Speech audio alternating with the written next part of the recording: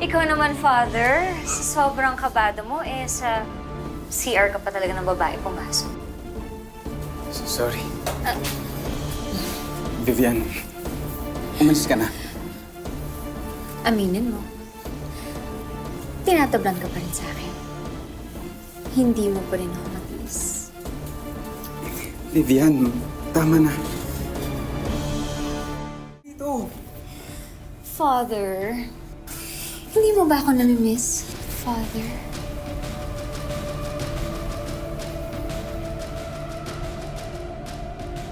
Tawa na to.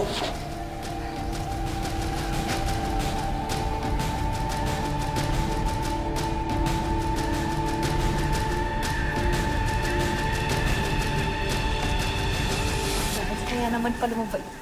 Kasi kapatid mo pala si Father Edgar. Ngayon ko palang pumadadalaw si Kuya nga eh. Isip po kasi ako sa Maynila. Oh, thank you ulit, Clarence, ha? Kasi kung hindi ka dumating, nako, malamang wala na tong cellphone ko. Wala yun. Paano ba kita mapapasalamatan? Gusto mo, tour mo na lang ako dito sa bayan niyo. Sige, walang problema. Talaga? Ba yan? Kinikilig naman ako sa Indro. Sandali lang ha. Iihi lang ako sa alit. Balikan sige. ko kayo.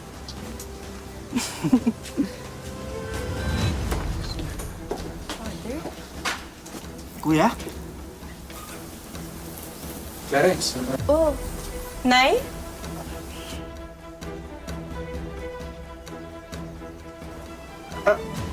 Kuya, anong ginagawa mo sa CR ng babae? Nalock kasi ako sa loob, kaya nagpatulong lang ako kay Father Edgar na makalabas. Teka lang, Faith. Anong ginagawa mo dito? Wow, ha? Ikaw ang anong ginagawa mo rito? Lakas ng loob mong pumunta ng simbahan pagkatapos mong ilublob sa banyera tong pamangkin ko? Hoy, Maxine, huwag ka nga mag-imbento dyan. Baka gusto mong hilahin ko yung dila mo, ha? O sige, edi hatakin ko yung sungay mo. Demonika. Mga anak. Huwag kayong mag-aaway dito. Sa bahay tayo ng Diyos. Pasensya na po, Father. Ibang level kasi ang kasamaan ng babaeng yan eh.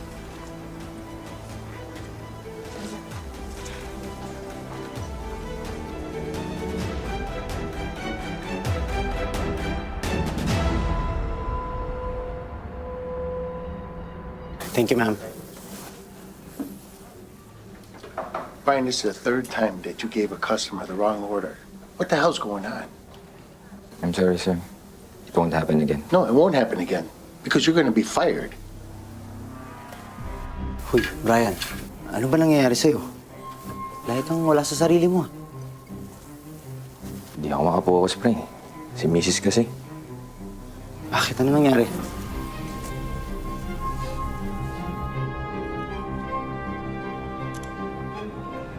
Ito, sininsahan ng tropa ko. May asawa ko may kasamang ibang lalaki. Sino ba naman makakapokus na ganyan, di ba?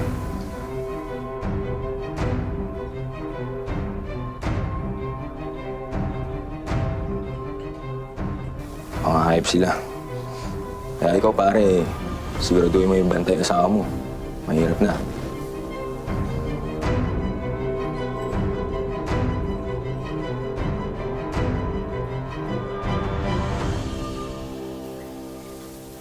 My heart is steadfast, Lord. My heart is steadfast. And I will sing. Lord is my strength, and He's my Savior. He is my fortress, He is my shield. He is my song.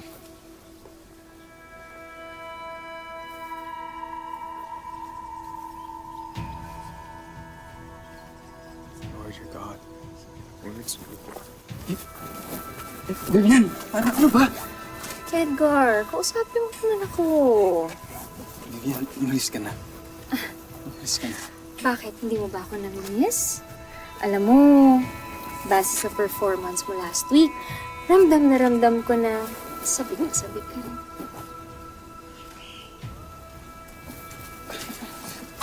Edgar! Mali ito eh. Mali ito. Anong mali? Ang mali ang yung hindi mo pagpapakatotoo. Alam mo, at alam ko, na mahal mo pa rin naman ako eh. Diba?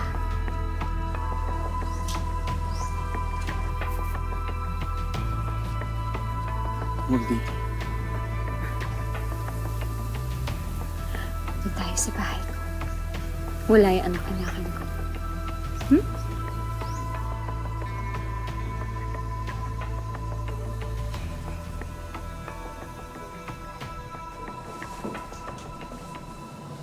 Mahal pa rin kita, Edgar.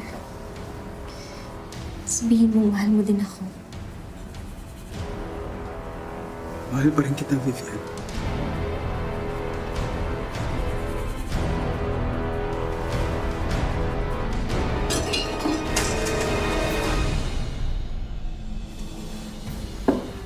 O Nay, tama-tama. Kain na tayo. May volunteer work ako sa simbahan, kaya hindi na ako kakain dito, ha? Sayang naman, nagluto pa naman ako ng paborito mo. Anong paborito ko? Wait lang ah. Ito na yun. Sinabangos. Oh, ano ba yan? Ano ba yung ulam na yan? Ang baho-baho, nakakasuka. Inay, paksiw yan. O Nay? Nay? O Nay?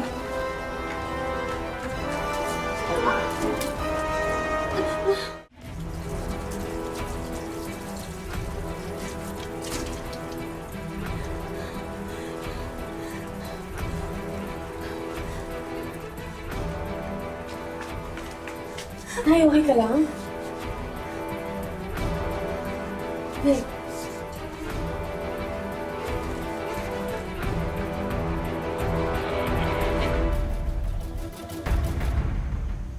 Nagtataka nga po ako eh. Kasi inaamoy ni nanay yung paksiw. Klasyo na suka. Nasuka talaga? Mm. OA naman niya eh. Sarap kaya ng luto mo ng paksiw, Faith. Diba? Baka naglilihi. Hindi maglilihiyan si Vivian. Hindi naman siya mabubuntis ni Kuya Arthur, no?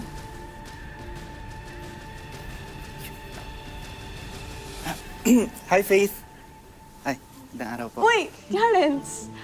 Wait lang po ah. Naku, mga batang to. Uy, ginagawa mo dito? Ay, tinanong ko kasi kung nasan ka. Sabi nila, nakila Aling Maita ka. Bibigay ko kasi ito. Ayan, ito. Phone case. Ayan. Tsaka ito. Ayan, binili ko to para sa'yo, para hindi ka na mabiktima ng snatcher. Ay. Thoughtful mo naman. Thank you. Ay, naku, tong dalawang tong batang to. Nakakakilig naman. Eh, sandali nga lang, Clarence, ikaw. Nililigawan mo ba tong pangangkin ko, ha? Kung sakali po ba, pwede po.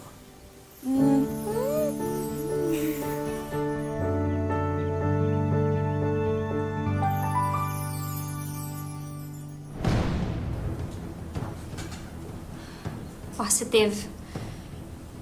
Siguro, Vivian. Anong gagawin natin? Hindi ko rin alam. Hindi ko naman alam mangyayari to eh. Edgar, kasi lalaki yung tiyan ko. Tapos makikita ako ng mga tao. Malalagot din ako sa asawa ko. Diyos ko, pinaparusahan na yata tayo ng Diyos sa kasalanan natin. Father Edgar.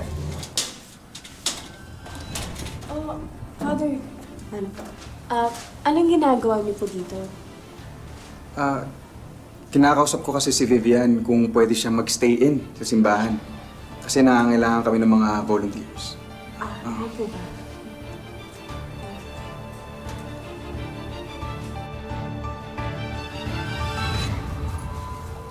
Uy, alam mo, hindi ko talaga magets. Bigla-bigla ka na lang naging relihiyosa. May nakain ka ba? O napanaginipan mo si Lord, ganon? Alam mo, gusto ko lang magbago. Alam ko naman madami akong nagawang kasalanan eh. Hindi ba kasalanan na iiwan mo si Faith dito? Ha? Malaki na si Faith.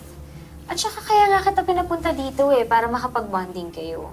Total, love na love niyo naman ng isa't isa, di ba? Alam mo, wala akong tiwala sa'yo, Vivian. Wala ka naman sigurong ginagawang masama, no?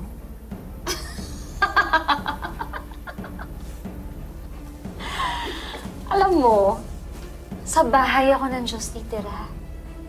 Ano gagawin ko masama dun? Naalala ko lang si Faith. Nay, tita, okay lang ba ako mag-isa dito? Oh, basta ingatan niyo yung sarili niyo, ha? Sige na. God bless sa inyong dalawa.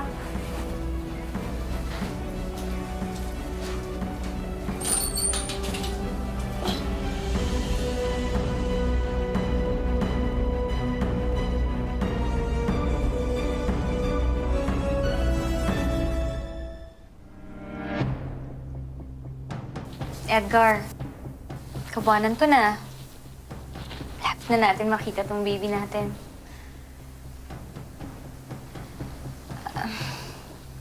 Hindi ka ba masaya? Ha?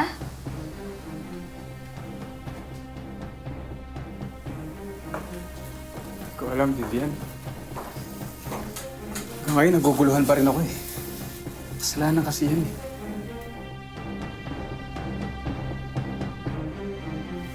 Pati sa mga tao sa parokya, nagsisinungaling ako para sa'yo. Basta ituloy natin yung plano natin. Manganganak ako dito sa loob. Pagkatapos, iuwi ko siya sa bahay. Kapag tinanong ako, sasabihin ko na napulot ko siya dito sa simbahan. Ha? Sumisipa.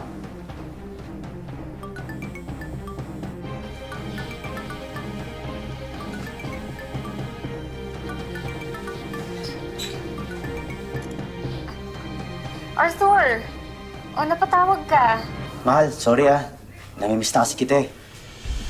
Oh, suot mo pala yung damit na binili ko sa'yo. Akala ko ba ayaw mo kasi malaki.